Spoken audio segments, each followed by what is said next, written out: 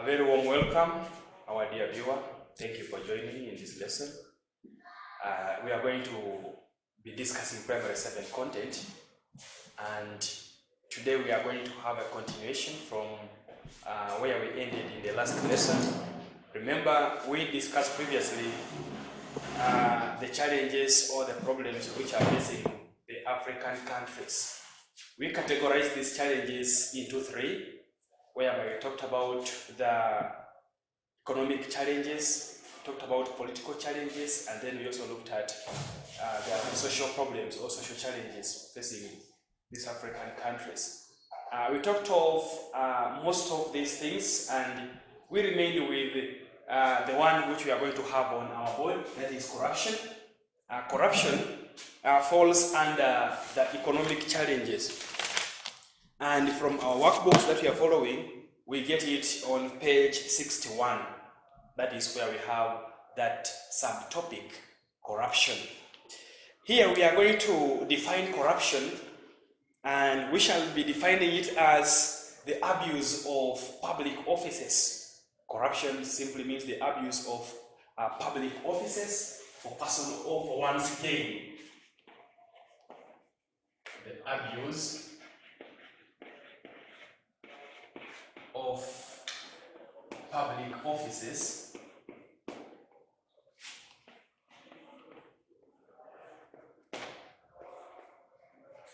for one's personal gains. For one's personal gains. Which means we are looking at the misuse of an office. This comes in different ways. We can have, we also have another definition which says corruption refers to the mismanagement of public funds or public property. Of course, still it gains, it is to benefit one's interests. So when these officials, when these people who own offices or who have responsibilities misuse those offices for their personal interests, for their personal gains, we say these people become corrupt, and it calls for what we call corruption. Let's look at the forms. How do these people practice corruption? We have asking for bribes. We can call that through bribery. Through asking for bribes. You find maybe there is the work that an individual was supposed to be doing. This, like in most cases, if one is to be recruited or when a new person is needed to work with these people, you'll find sometimes they tend to ask for some money. For us to give you a job, for us to put you to be part of us, you have to give us some money. You have to give us this amount of money. That is what they call taking a bribe. And that is not good, because these people were supposed to give this person that job without getting that money from that person. And then paying salaries for non-existing workers. That is also what we have there. Paying salaries for non-existing workers. Which means in their salary rolls or in the list where the salary earners are, you will find that there are names of people who are not even there, such that when these people, when they sign for the money for those people, you will find that they will now divert that money and they take it and they use for their personal gains, as we have talked about, one's personal gains or one's personal interests. That is another form of corruption. Then lastly, we have paying for goods and services which have not been delivered. It also brings another form of corruption. Now we look at what are the dangers of having such corrupt people in the country. Number one, it leads to loss of government revenue. Those are the disadvantages. Disadvantages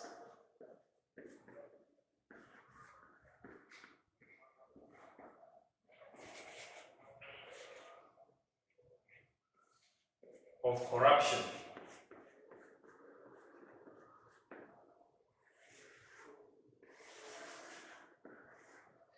We have said corruption leads to low government revenue.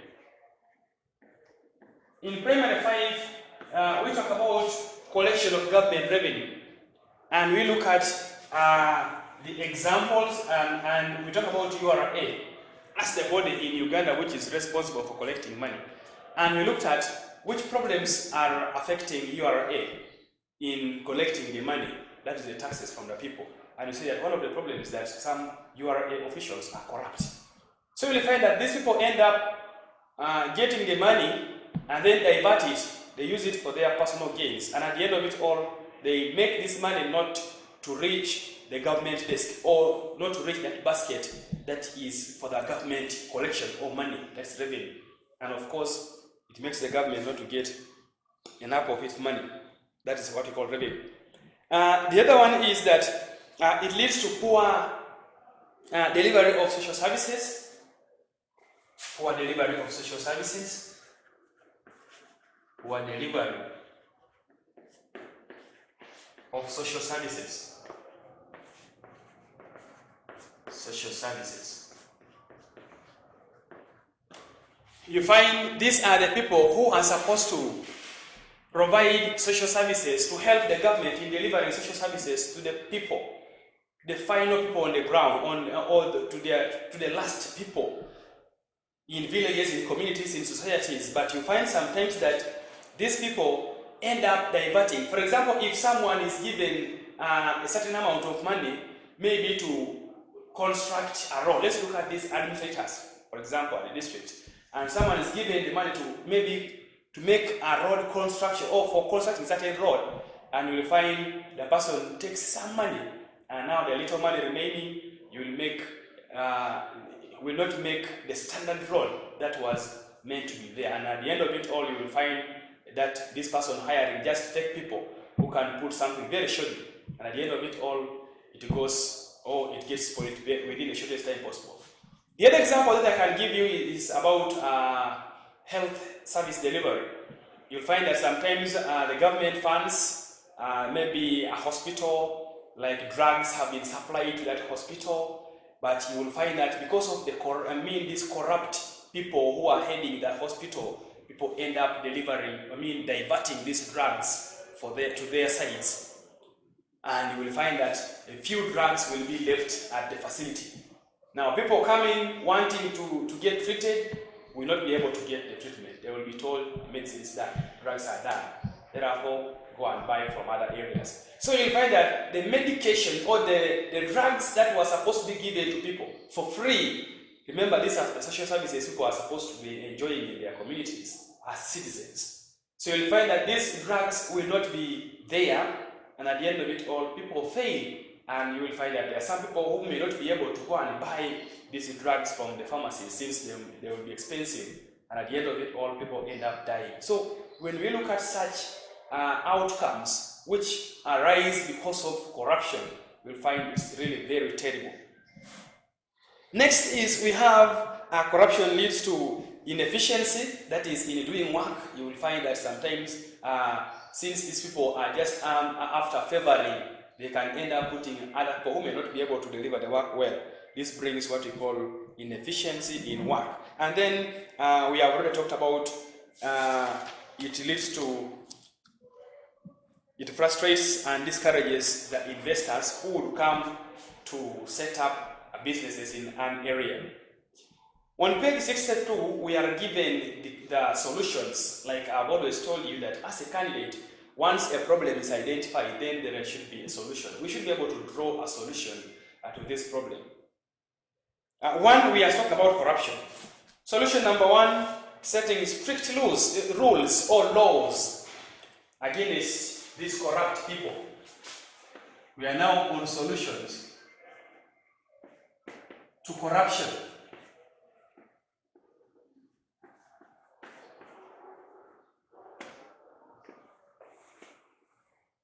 One, we are saying by setting up strict rules or setting up strict laws against corruption. Such that if one is got in the act, is supposed to against corruption.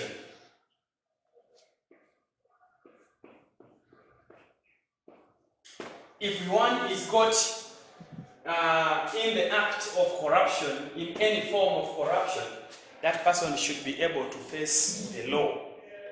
Number two, by sacking corrupt officials, that is terminating them from their offices. By sacking corrupt officials, removing them from work. That is what we mean by sacking. So the people who will be found practicing corruption can be dropped, and they put there faithful people, getting other people who can be faithful. By arresting and imprisoning such victims is also there.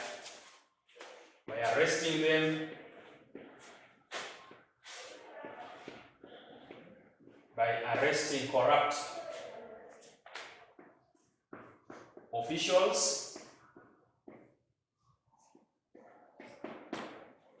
by arresting those corrupt officials. And then finally, we have sensitizing, that is educating people and discouraging forms of corruption. Sometimes you will find that some people end up being lured into paying this money, to giving these people bribes because they are not aware of their rights. So you will find that also teaching people about their rights will also help people to stand firm, such that even if somebody asks for some money, the person knows his or her rights and can be able to defend.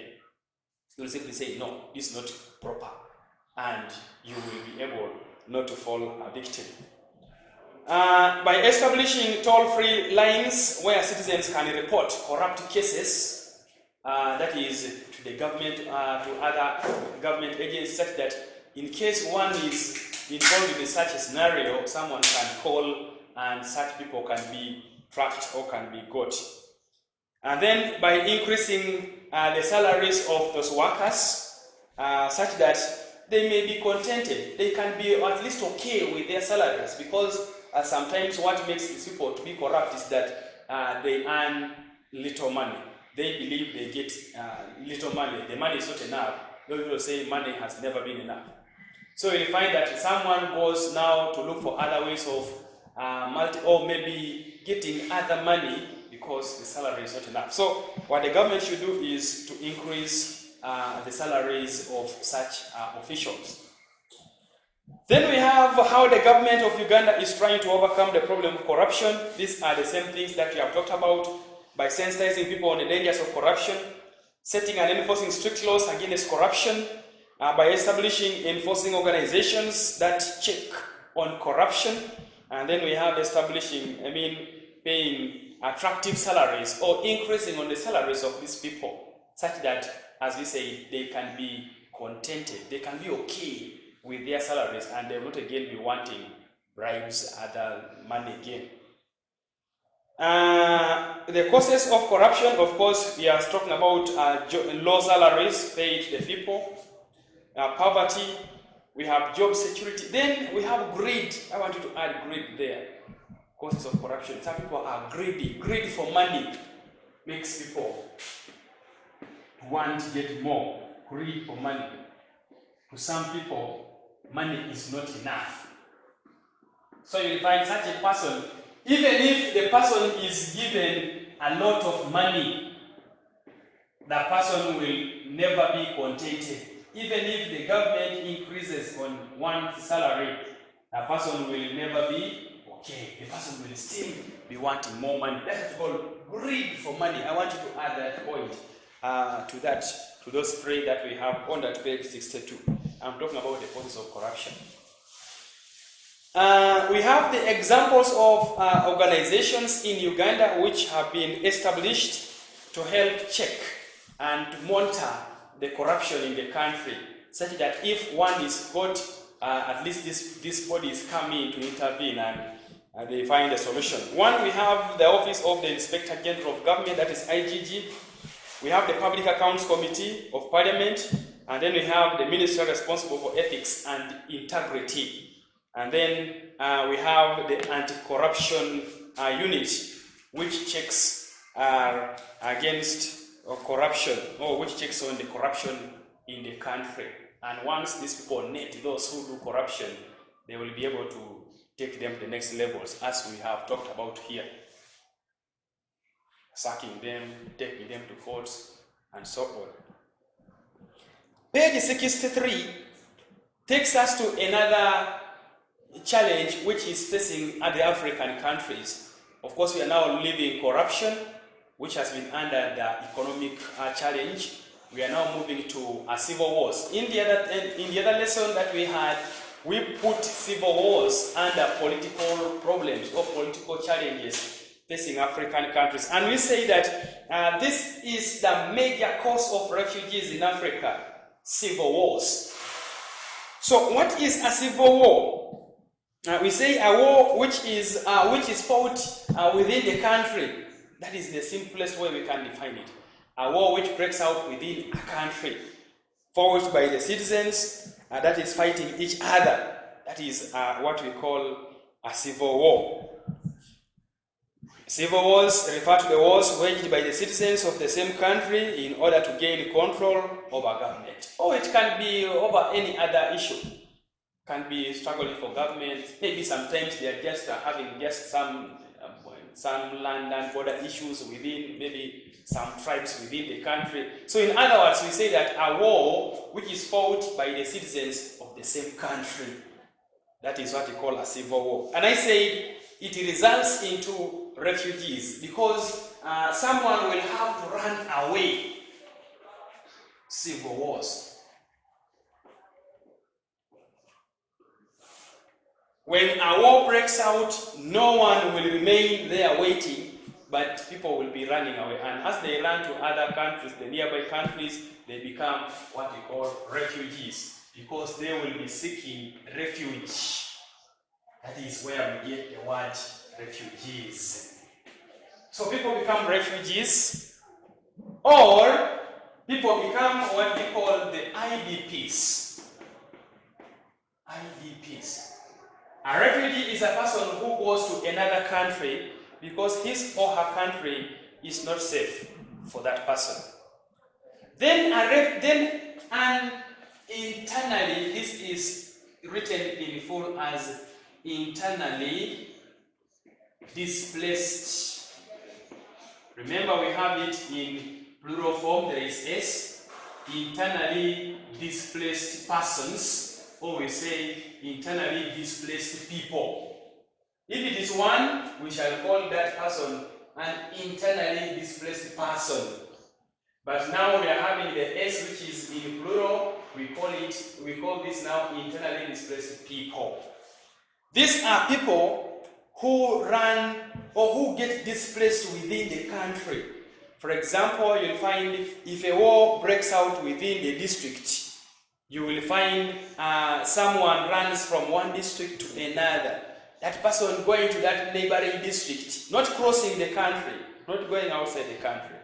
That person going to that neighboring district or that neighboring community, which is a little safe, is what we shall call an internally displaced person. That person has been displaced internally within the country, has not gone outside the country. If a person runs outside, a person becomes what we call a refugee. So we are continuing. We have the causes of refugees, causes of civil wars. Of course, we are looking at civil wars. The causes of refugees, I've already talked about. Mainly, we have, maybe we shall first of all talk about this, causes of refugees, before we come back to our causes of civil wars. Causes of refugees, and we have said the main cause is what we are looking at right now. Those are the civil wars. Then we also have, apart from civil wars, we also have natural disasters. Sometimes when a natural disaster occurs in an area, people have to run away to secure places. For example, we look at natural disasters like floods, natural disasters like landslides. People will have to go to secure areas. Natural disasters like earthquakes. We have natural disasters like eruption. We have mudslides.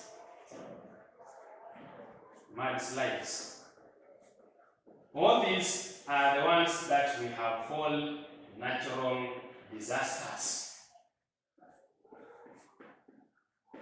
A natural disaster is a natural occurrence or something that occurs in nature and can harm people, can kill people. That's what we call disaster. Something which is destructive, which is dangerous, which can kill.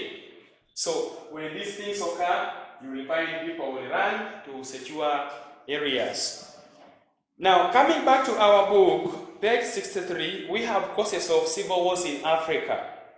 We have bad governance or bad governments, which are as a result of bad leaders who may end up becoming like dictators. That is what we call dictatorship. You will find leaders will not lead the people according to the rule of law, according to the constitution. Remember, we talked about a constitution even when we were in primary 5. We say that constitution is the supreme set of laws by which a country is to be governed. So what happens sometimes, we find that these leaders, more so the heads of these states, that is the head of, the presidents, that is, those are the heads of state we talk about. These leaders end up ruling the people according to their interests, according to their gains, not according to what the constitution stipulates. And at the end of it all, you will find that they will become bad leaders to the people. That is, they become dictators because they will now be doing things the way they want. Then the other cause is massive poverty arising from the country, and then finally massive cases or high employment cases whereby people don't have jobs, so people end up fighting each other, fighting the government because they want the government to create jobs for them. The effects of wars to the economy of what the economies of these African countries. What I want to make you know as a candidate is that when we talk about a war, we are looking at civil wars, but what we are looking at is a war. When a war occurs, I want you to look at the following: the effects. We can call these effects, we can also call them results, or we can also call them the outcomes. I don't want you to get confused tomorrow when you see they have used the word results or outcomes, then you begin wondering. The other time the teacher was saying now effects, today they have asked us for the results, now again which are these results? We mean the same things. What happens because of the war? So I want you to take serious note of this. In any other war, because we expect people to be exchanging bullets, shooting each other, fighting, whether they are using guns, whether they are using bows and arrows, whether they are using spears, pangas, machetes, axes, knives, whatever they are using, they harm each other. They are those who are going to be killed, which means we need to put in our fingertips that in any other war there is loss of lives. That is the first answer which I would want to see you write. Loss of lives. People are shooting each other. The other one is shot, dead. The other one has been shot, dead. So people have to die. Secondly, remember we say that someone cannot sit and wait for the bullet to meet him in his veranda. So what happens is that when a war breaks out, people have to run away to secure places. As they run away, we say they become refugees or IDPs, which means these people get displaced. So we shall say civil wars lead to, let's just say civil wars lead to displacement of people. Displacement of people. That is how you're supposed to write. You say civil wars lead to displacement of people, which means the result is people have been displaced. They are no longer staying in their homes where they used to be, but because their homes are having that insurgency, that insecurity, so they get displaced. Thirdly, because of these weapons, because of these things which shall be used, or which they will be using in the fighting, you find people using bullets, people using guns, people using bombs, and at the end of it all, you will find that these bombs thrown always destroy other properties. So for that case, we shall have destruction of property here as an effect or outcome. A civil war leads to destruction of property. So these are the things which I expect you, before you think of any other effects. I want these three answers to be at your fingertips, just in that once you read the question, talk about the effects of wars. In primary 6, we looked at rebellions which were staged in East Africa. The Bushiri rebellion in Tanganyika, we had the Hehe rebellion still, we had the Mau Mau rebellion in Kenya, we had the Majimaji rebellion in Tanganyika. Then even us in Uganda here, we talked about the Lamogi rebellion, the Nyangire rebellion, Mwanga's resistance. You will find that in all those rebellions, these things will happen. So whenever we are talking about a war, those are things which I want you to be having in your mind. Others include widespread famine breaking out. Famine comes out, which means that as these people are busy running for their lives, widespread famine. As they are busy running for their lives, these people neglect. In other words, it's not even neglecting, because they are right to run for their lives. So no one will again be going to the gardens to grow the crops. Instead, everyone will be busy what? Running. And at the end of it all, there is no food to be there are no crops to be harvested for food. So it brings what you call famine to that area. It leads to interruption of other economic activities. I have already talked about farming as one of them. We shall find that when people are running, people don't have again time to go and do their activities that they have been doing, which means poverty also comes in here now. You are no longer working, people are no longer doing the economic activities. Remember, we define economic activities as the activities that people do in order to earn a living. So as people are busy running for their lives, they are no longer working, therefore famine comes in. And then civil wars also lead to influx of refugees. A refugee influx leads to refugee influx. Refugee influx. A refugee influx simply refers to the pouring, let me use this, the pouring of refugees into a country. For example, you'll find that if a war breaks out maybe in South Sudan, I'm using it just as an example, which is our neighboring country. If a war breaks out in South Sudan, you will find that there are people who are going to be running from South Sudan to our country, Uganda. So you'll find that those refugees will keep on pouring and they become too many. That is what we call a refugee influx. When too many refugees pour in a country.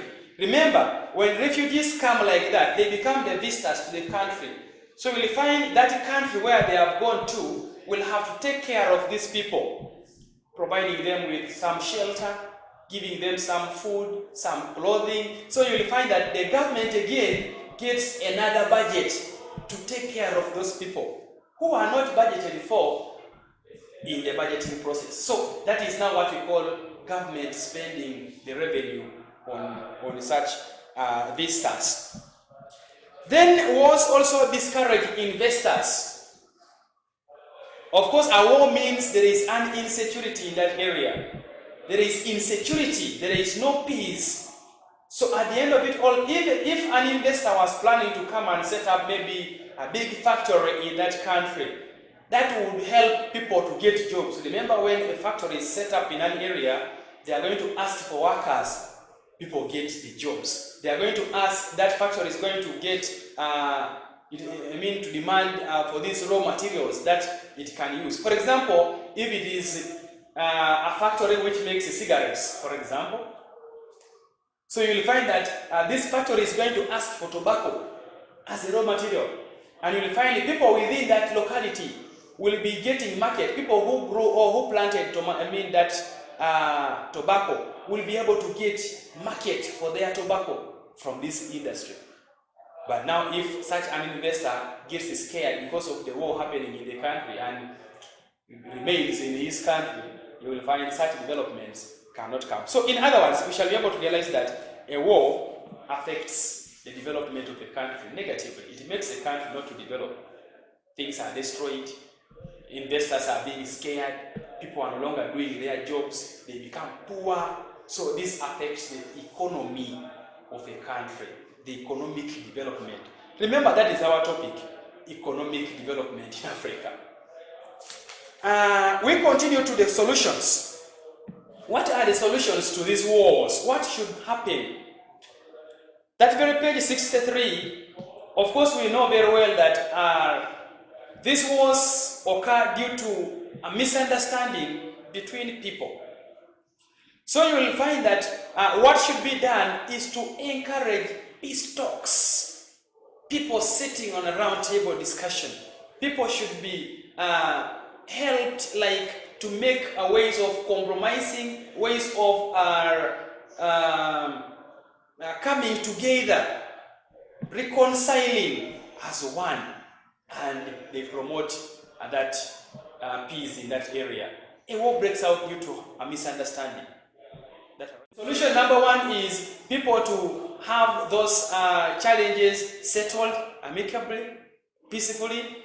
And then we also talked about bad government, which makes people sometimes to riot, to demonstrate, to go on, and they begin fighting the government.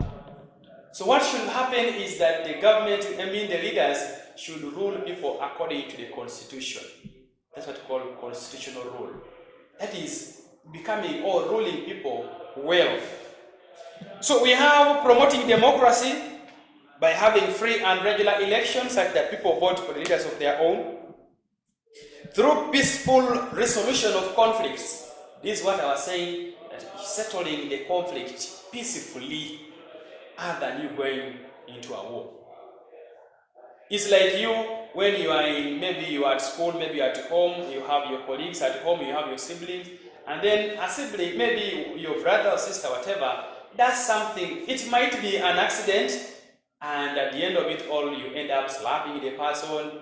Yeah, maybe even if the person is trying to apologize for you, you don't listen, you go on slapping the person, you end up fighting.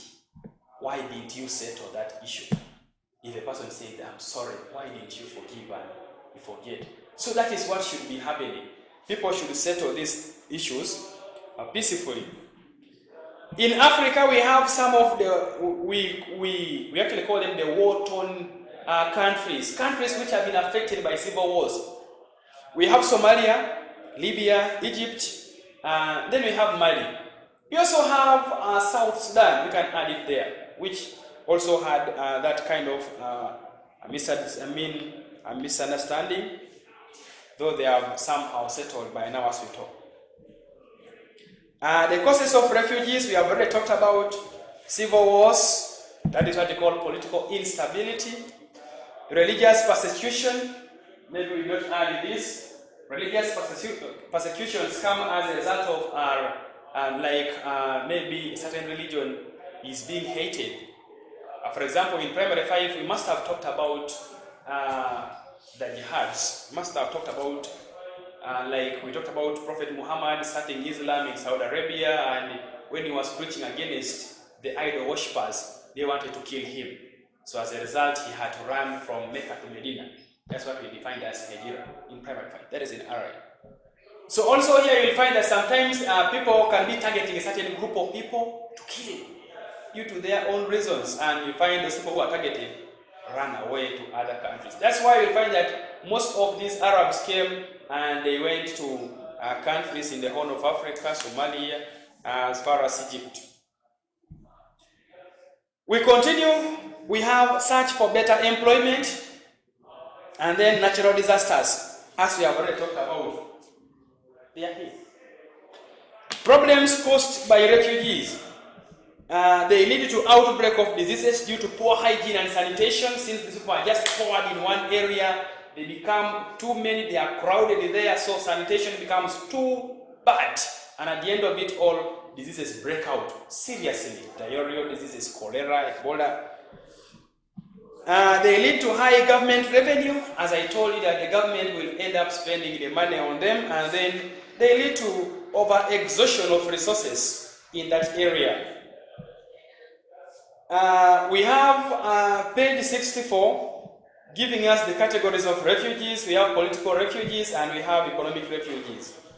Economic refugees, these are people who voluntarily migrate from their countries to another or to others in search of jobs.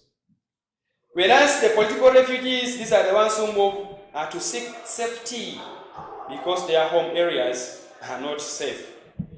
They have wars. These are the ones we were looking at here.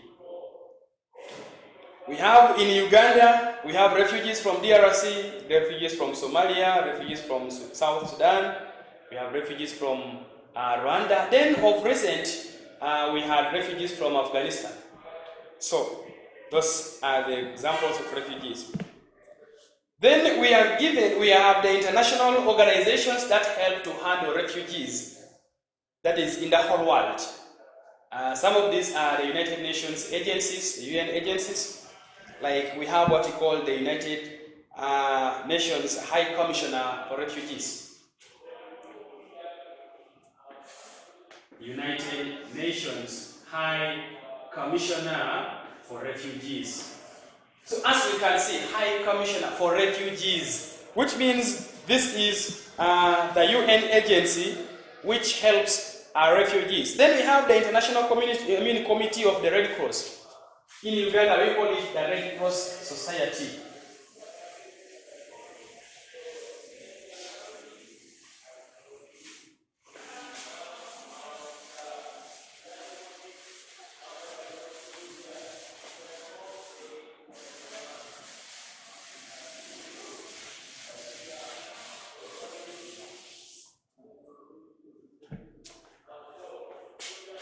United Nations High Commissioner for Refugees.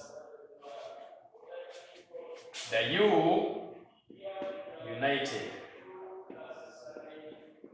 Nations High Commissioner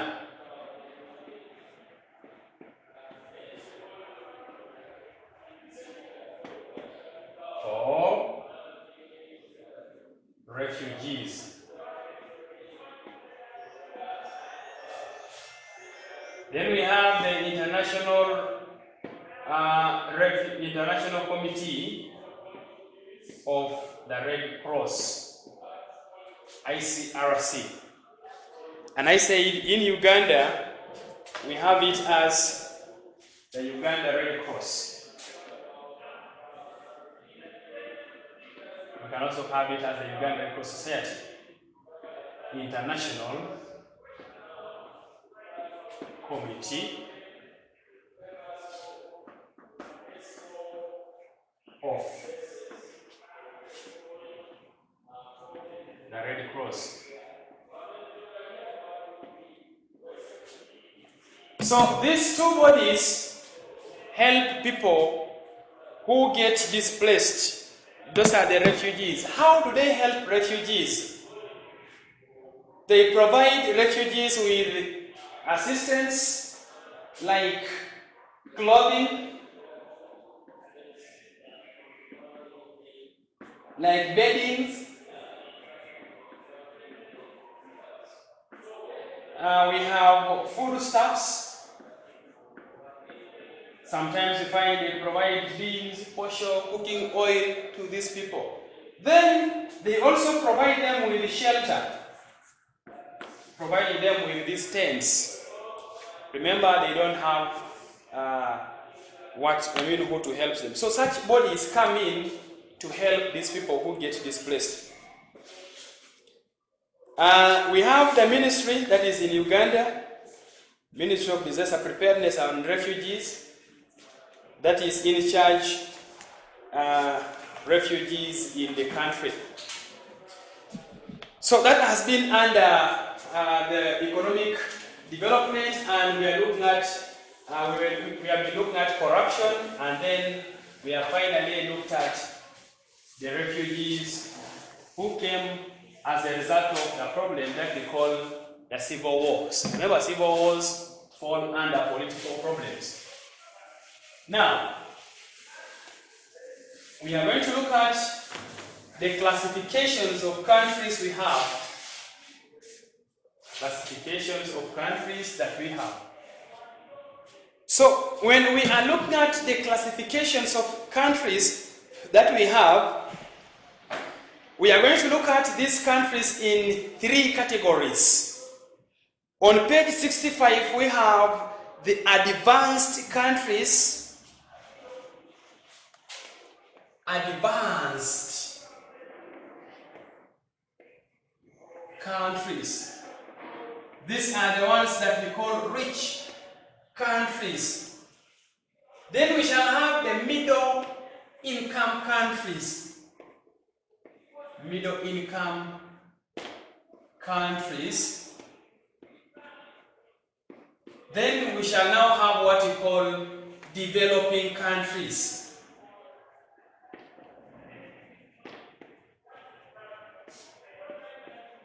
These developing countries are the ones that one can term as poor countries or third world countries.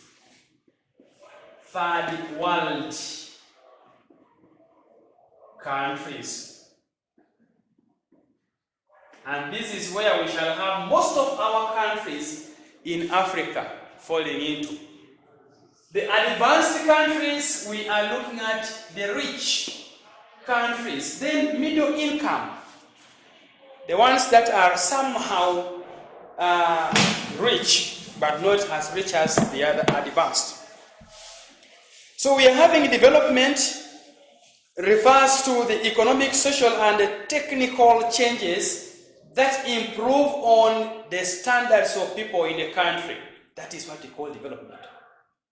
The opposite is what we call underdevelopment. That is what happens in these third world countries. That is when we shall have the low levels of development in a country, characterized by low income, widespread poverty, low levels of literacy, meaning the levels of illiteracy are too high, people are not educated, low life expectancy. I'm happy in the previous lesson we talked about life expectancy. We said that is the period when or that a person is supposed to stay or to take when he or she is alive. And then we have also underutilization of resources and then low levels of technology. Those are the signs, those are the things that are in the third world countries. Africa is the least developed continent among all the other continents in the world. We have the groups of countries in the world, as we have already given them. The advanced countries, we are saying these are the richest countries in the world. And then we have the examples of such countries we are given: Britain, France, Russia, Japan, Germany, USA, China. Those are the those are the richest countries that we have, rich countries we have in the world that fall under the advanced countries. We have Britain, France, Russia. If we were to write them this way, Britain, France, we have talked of Russia, we have talked of China. We have said we have Britain, we have Japan, Germany, remaining, Japan, Germany, and then we have USA, United States of America. These are the rich countries we have. Then we go to the examples of the intermediate countries that we call the middle income countries. We are saying these are the developed countries of the world. They include, these are semi-developed, let me say. They include South Africa, Nigeria, Algeria, and India. So under this we have South Africa in Africa. We have Nigeria. We have India also here, and Algeria. These are the examples that we are having in the middle income countries.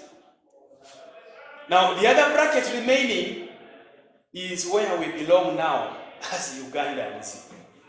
So we have this as the developing countries. What else we are developing? That's why in primary 5, when we were looking at the attributes of Uganda as a nation, we talked about the Uganda national emblem, that is the crested crane. We say the crested crane is always drawn with one leg up. What does it mean? To show that the country is developing, which means for us we are a developing country. We fall under what we call the poor countries or the third world countries. Sorry about that. So we have here countries which are poor, which are still developing. Examples: Uganda, my motherland, our motherland. We are developing. Don't worry, we shall also reach there. Uganda, we shall have Kenya, we shall have Tanzania, we shall have South Sudan, we shall have Sudan, we shall have Rwanda, Burundi, Congo, and many others. All those other ones now fall under what we call the third. So you'll find that Africa has, or in fact the other countries remaining in Africa fall under that category. So you find that Africa is has or is the leading continent when it comes to the third world countries. Reasons why African countries are called developing countries. In other words, we are looking at which indicators show that we are, or there is development in Africa. There is, there is low development in Africa, sorry. Why do we call them poor countries? Why do we call them third world countries? What shows that there is no, they are poor? One, we are having low life expectancy in Africa, whereby we say people die within the shortest time possible. And the other time we looked at the reasons. We talked of things like poor nutrition. Of course, this one comes as a result of poverty. Someone doesn't have the money to afford a nice meal. Then we looked at things like diseases killing people, which sometimes become a challenge in terms of treating them. We looked at things like one's lifestyle. That lesson, I believe we watched it, and we talked about the things. There is what we call high rates of infant mortality rates. We have high rates of infant mortality rather. Infant mortality, we say this refers to the death of children before they make 1 year. that is before they celebrate their first birthday, these children die. That is what we call infant mortality. We have low production of goods and services. We have low levels of technology, whereas we have high levels of illiteracy. That is what we need to get there. Low levels of technology, but with high levels of illiteracy, which means we have a lot of people who do not know how to read and write. Now, how can that bring development? We say someone needs to be having the skill for you to be able to get a good job that can make you develop. We have massive poverty. Famine is in Africa, seriously, and then poor social service delivery. Causes of underdevelopment: lack of enough capital to exploit resources, lack of enough skilled labor, that is skilled manpower, to do the work. We have low production of goods and services. Political instability also comes back here. Then we have poor planning and unfavorable policies. This one is done by the decision makers. Then poor quality of education in the continent or in those countries, together with poor governance. Solutions to be done: one is increasing both agricultural and industrial production. This is what we call practicing mechanized agriculture, such that this will make the people to be able to produce a lot of yields. Use of farm machinery. But sometimes we find this is not possible because people are poor, people don't have that money to buy the machinery for practicing agriculture. People don't have those large farms for these tractors to work on. Remember, this machinery, this mechanized agriculture needs a large piece of land. You can't bring a tractor on a small portion, on a plot. So you find that's another challenge. Then the other one is that there should be the skill. One should have the skill to operate this machine. Promoting peace and stability. Ensuring good leadership in the African countries. And then through proper planning and making good policies in the countries. And finally, avoiding depending on foreign aid. Avoiding depending on foreign aid means that one should be able to stand on their feet to find ways of helping oneself other than depending on others. So that is what happens in the low or in the third world countries that we have called the developing countries or poor countries. The other one we have to look at are the indicators of developed countries. What happens? What is there in the developed countries? Number one, the other ones have very heavy industrialization. They have a lot of industries. People live long before they die. That's what we call long life expectancy. For us in Africa, we have low life expectancy. People die very fast. Then the other one we have is currency. The currency has controlled inflation. And then there are good social services provided to the people in those countries. Then finally, there is maximum utilization of resources. They are able to exploit their resources, their mineral wealth. For example, if a mineral is in an area, they are able to extract it. For us in Africa, sometimes they are not able to extract. Why? Poor technology, low skills, lack of skilled labor, lack of capital. We talked about the things in mining. We have the comparisons. We have a table on page 66 which makes us to have the comparison between the rich countries and the poor countries. One side of the rich countries, you are saying the rich countries produce more manufactured goods and services, which means they have the machineries or they have the factories that produce these goods from the raw materials. For us in the poor countries, we produce less manufactured goods and services. We might be producing raw materials, but we are unable to transform them into finished goods due to lack of such factories to do that. And at the end of it all, you will find that for us in this category of the third world countries, we export raw materials, not finished goods. And that can be a question that I want you to be very careful with.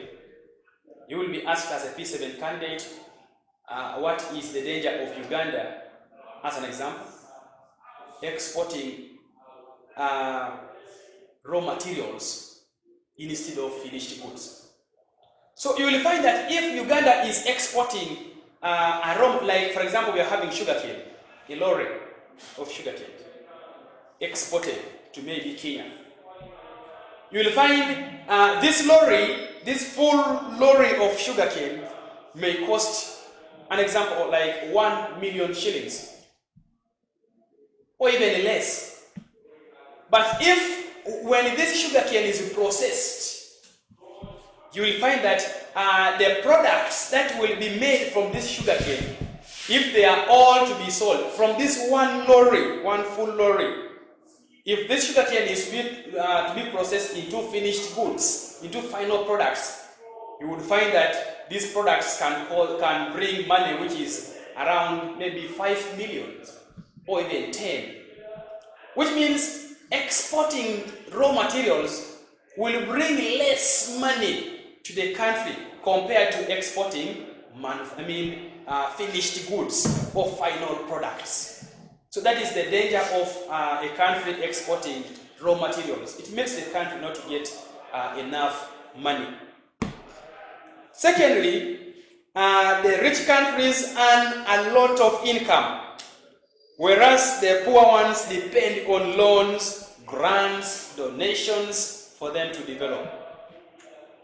And they will again end up looking at those rich countries for more aid, depending on them now. People have a lot of employment opportunities in the rich countries, whereas in the poor countries, there are high levels of unemployment. Most people don't have jobs. And then the other ones in the rich countries have got what we call modern technology, machinery. For us, we have very low levels of technology. So that brings a very big difference between the developed countries and the developing countries. The other ones are developed, advanced, they are developed, they're already rich. For us, we are developing. Get the difference. Developed countries, developing countries. These ones are beginning, they are developing. The other ones have already developed. So that is the difference. I want to thank you so much for your attention in the lesson. We are ending there. But as a candidate, you have that work which runs from page 66. You have that test, topical exercise. It runs up to page 82. So make sure you answer those questions carefully. And when we meet next time, we shall be continuing from page 83. Thank you. May God bless you.